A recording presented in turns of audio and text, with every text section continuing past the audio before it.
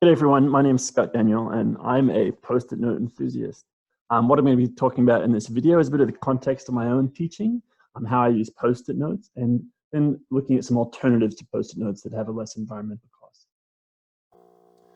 So I teach in a few different areas. One of them is the Engineers Without Borders Humanitarian Design Summit, which is an overseas study tour for students to learn about working cross-culturally and human-centered design. I also teach in the Engineers Without Borders Challenge, which is a design competition for first-year engineering students, and I've applied to teach next year at RMIT as an online tutor in user-centered design. So there's this commonality of facilitating the design process, and one key component of that is brainstorming, clustering, and analyzing different design ideas. And there's actually some interesting research that I found out about that looks at how important post-it notes are in this thinking process. So this is a paper from I think just last year, looking at how post-it notes have become sort of fundamental in supporting the design process. And I also found an older paper that was about sort of rapid prototyping that looked at how it was lots of paper, post-it notes, and so on. So how do I use post-it notes in the teaching that I do?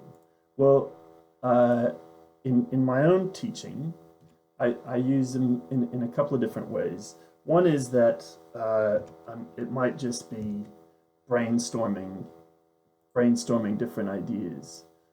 So it could be that students come up with a widget. They come up with a widget as a design idea. They come up with a what's it as a design idea, and maybe a doohickey. And one of the first things they might do is they might clustering them and saying, well, widgets and doohickeys have something in common. They're kind of addressing the same thing, and a what's it is something different. And so they can move them around. Another way to quickly screen ideas is that we might want ideas that are innovative or crazy, but that also are effective in addressing whatever the design challenge is. And so we might say, well, a widget's crazy, but it's not really that relevant to what we're doing.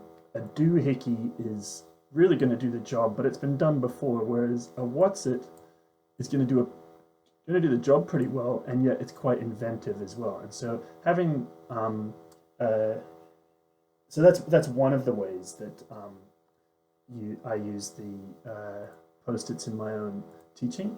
And another way is especially on the design summits. The design summits are quite intensive experiences. And one thing I do at the beginning, oops, not the doohickey, I beg your pardon, is I get students to think about what their professional expectations are for the experience and what their personal expectations are for the experience.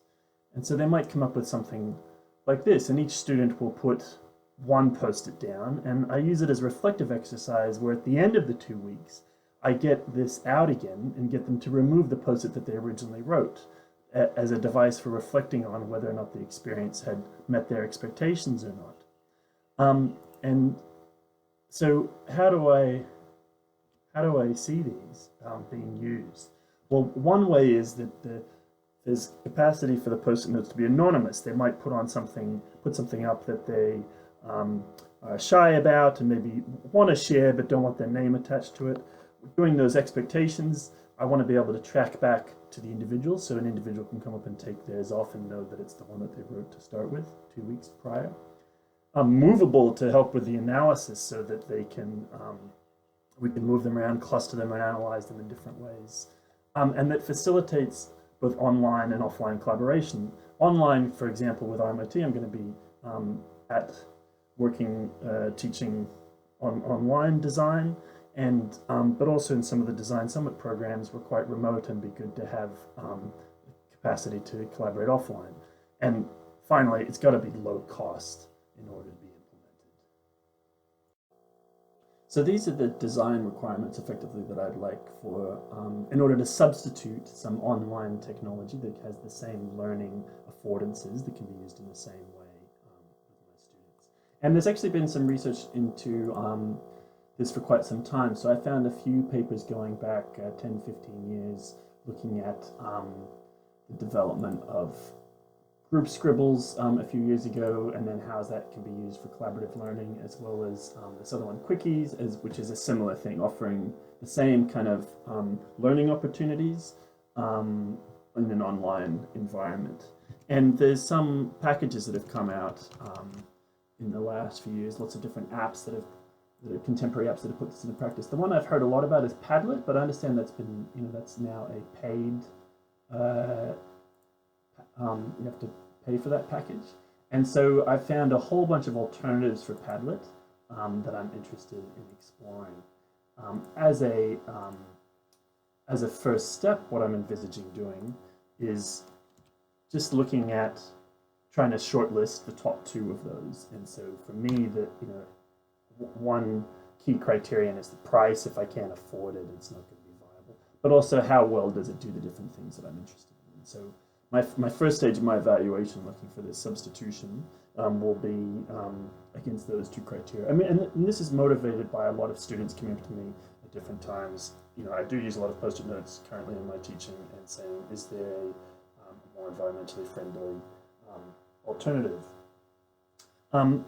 After that, what I'm interested in doing is actually inspired by a similar paper that I found that evaluated another kind of like digital versus analog technology. And this is with clickers, like online polling. And can you just do the same thing with flashcards? And what Lasry focused on is how students learn through those different modalities, but also what's it like for teachers to use it. And so that'd be the approach that I'd take with this evaluation of substitutions for post-it notes and the learning experiences that I have. So for me, that's students and teachers. So for the students, I actually should be teaching at Swinburne and RMIT next year, tutoring the EWB Challenge at both campuses. And I'd love to do, my ideal study design would be to look at, to get some feedback from students, but to do it in a way that ensures quality conclusions. So with the different tutorial classes I'd have, ideally I'd use physical post-it notes with one group first, and then switch to one of the online offerings. And then with another group, use the online offering first, and then switch back to the physical notes. And do that for the 2 technologies that I've shortlisted, perhaps Padlet, perhaps something else. And then because I've got a number of tutorials at Swinburne and RMIT, I could actually have a 2x2x2 research design, looking at the order, looking at the different technologies, and looking at the different university contexts. And the feedback that I'm interested in getting is along those different design criteria that I identified in the previous slide. And so those are, let me just bring it up here. So I'd imagine having them answer this survey, where they're evaluating how easy they are to move around, how well it facilitates interaction, can they contribute anonymously, can they track their own contributions, and overall, what would they prefer? So that's what I'd like to find out from students. In terms of what to find out from teachers, I think I'd do some of my own self-reflections after each use to see what it was like for me to use it, what I thought the students got out of it, but also to tap into some of the personal learning networks that I've got through the different education communities that I'm a part of. So I'm in a number of education Facebook groups, and one of them is the ASCODE, Australasian Association for Engineering Education. I'm in a humanitarian engineering education group. I'm in a EWB group with alumni. I also do stuff with Victorian Science Education and with some other facilitators. So I've posed that question there just today, and already got some feedback about Padlet. Still waiting on some of the other ones to get some feedback. But so far, Padlet's come up several times. So it looks like that one will be going, and that'll be a community I'm looking to tap into. So that's where I'm up to, and yeah, looking forward to hopefully evaluating that way next semester. Thanks very much.